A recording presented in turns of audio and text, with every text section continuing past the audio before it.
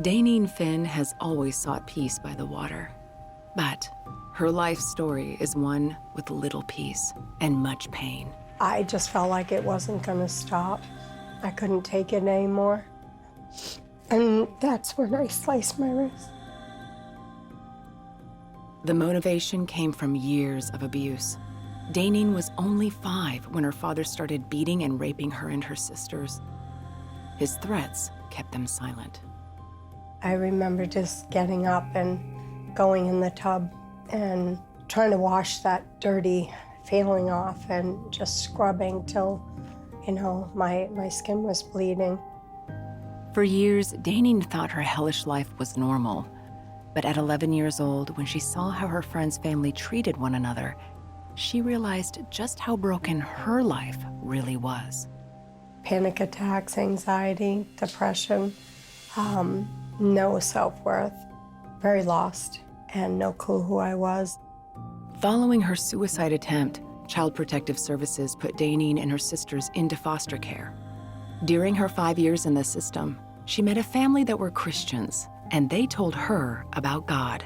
I would think about God, but I'd get mad. How can you be God and let this happen to me? Once she aged out of the system at 16, Daineen was on her own. By 21, she had 2 children and was married to a man who had also been abused. While their common bond brought them together, it also tore their lives apart.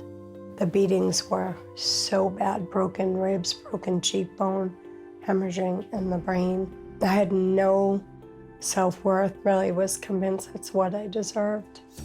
Her husband also abused cocaine, and eventually, so did she. For the first time, it stopped. All the pain stopped. I instantly hated myself, disrespected myself, but it was a new way to get the pain to stop. After 11 years, they divorced, but Daineen was left with 2 children to raise and a growing dependency on cocaine. When I couldn't handle life, what I had been through and who I was because of it, I just numbed it. Over the next decade, Daineen gave her best as a mother, suffered through another abusive relationship, and continued to treat her demons with cocaine. Then one day in 2009, Daineen felt she could take the pain no longer. Just hating myself and thinking, if this is life, I want out. My kids are better off if I die. I had the whole bottle of Valium. I was curled up in a fetal position on my bedroom floor and just said, God, if you don't help me, I will take my life. And my phone kept ringing. It was my mother. And I didn't want to answer it. I had the whole bottle of pills in my hand and phone right here, ringing. Then finally I'm like, what? And she's like, what's wrong? Like she knew. I just dropped the pills all over the bed and I laid in a fetal position, crying out to God. Daineen's desire to use was gone the next morning, but she still had the heart of a hurting young girl.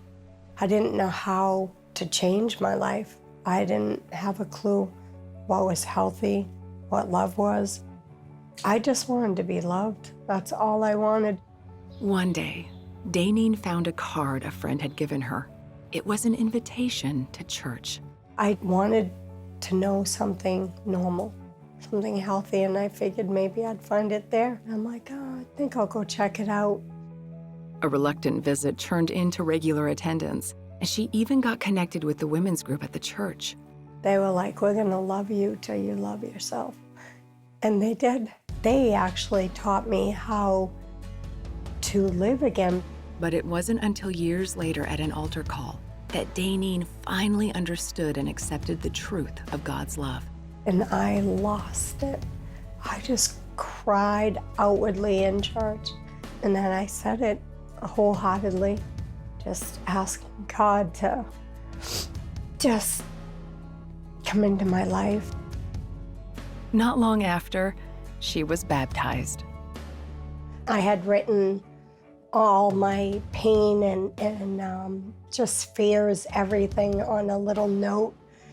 And then I held it in my hand and the pastor prayed. And when I came out of the water, I felt like a new person, you know, and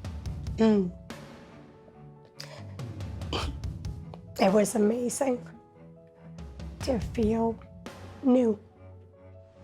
Through continued growth in healthy community, counseling, and Bible study, Daineen's abuse-ridden story finally has peace.